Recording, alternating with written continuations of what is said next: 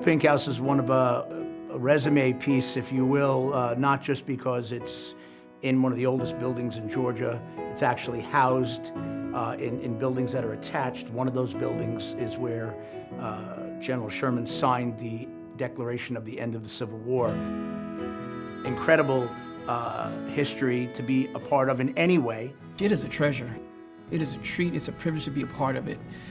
It's a home that was built in 1771, so this year we turned 250 years old. It's been a restaurant since the 1920s, so we're coming up on 100 years as a restaurant. Now, we just learned within the last 10 minutes that this fire kicked up at about 9:30 this December 27th, 2018. I'm out for a morning run, and I get a phone call saying, no, we have a fire. Now, that fire was at the second floor ballroom location. The cause at this point... When you're in a place like this and you realize that there's a plaque at the front door that's on the National Historical Registry, and you hear that there could be damage to it, of course, the first thing is, oh no, how bad could it be? But bringing it back in a way that was going to make sure it would be here for another 250 years for people to enjoy, that's where you need help. When you have a large financial event, 6 figures or greater, you're going to want the playing field leveled. Otherwise, you're going to be going into a situation unrepresented, and your business is going to be beholden to people that are making decisions about your business that may not be incentivized to look at it the same way an advocate would look at it. What my eye can see and what's really there are two very different things.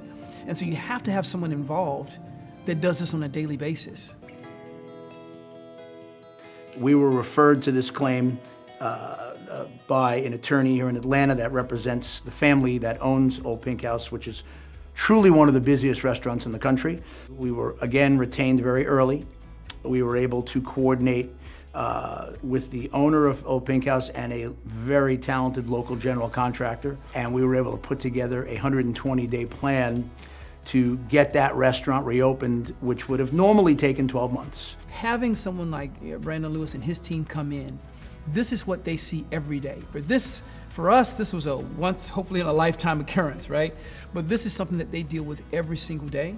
So having them really focus on, okay, this is what you don't know that I'm going to tell you so you can start making some decisions. When you have a fire in a building that is 150 plus years old, you're not talking about regular systems, you're not talking about regular finishes. So the dynamics are much more complicated and complex than they would be if it was a newer structure. You don't rebuild it because it's history here. It's hundreds of years. So you can certainly replace certain things, but you don't necessarily rebuild, it's gone. Going out and sourcing that type of wood, that type of brick, really uniquely challenging. Luckily, the building was in a place, Savannah, where you do have some access to some of that historic building material, which allowed us to coordinate to get that done.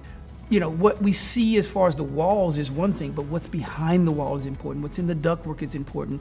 All those things is what Brandon and his team were able to tell us, hey, listen, you got to factor in all these things. Let's walk it through, and you got to start here to get to where you want to go with that beautiful wall. But the wall has to wait until we take care of the studs. And I'm thinking, okay, we're thinking this, and it was probably something foolish like a month or a week. And, then you have a conversation with Brandon and his team, and you realize, okay, whoops, it's not a month or a week. We want it back as it was. So we got to take our time because we don't want to disappoint. Spoke to a number of people here, and they're just shocked. They can't believe. In some cases, it's like being dropped into the middle of a battle. So it can be very emotional. We look to not take the emotions out of it, but we certainly look to bring, peace of mind through the process. We all each have our area of expertise, and when you realize that you're at a disadvantage, you need help. This is his specialty. This is what he does. So he's the only person he should be involved. Let's get him involved, get him here now. It's one of my proudest accomplishments in handling any business that not only is open 7 days a week, but is an attraction for people from all around the world that go to Savannah to be a part of this really special place. To know that we were able to achieve that and get it back open to the public was an incredibly rewarding scenario, and of course, incredible for our client's business, which is most important. I can't stress this enough. I sit here as one person but the team of people that I work with that pull this together, they're incredible folks. And we gave Savannah and all of our guests back what they were missing. And I'm so thankful that that it was as quick as 102 days.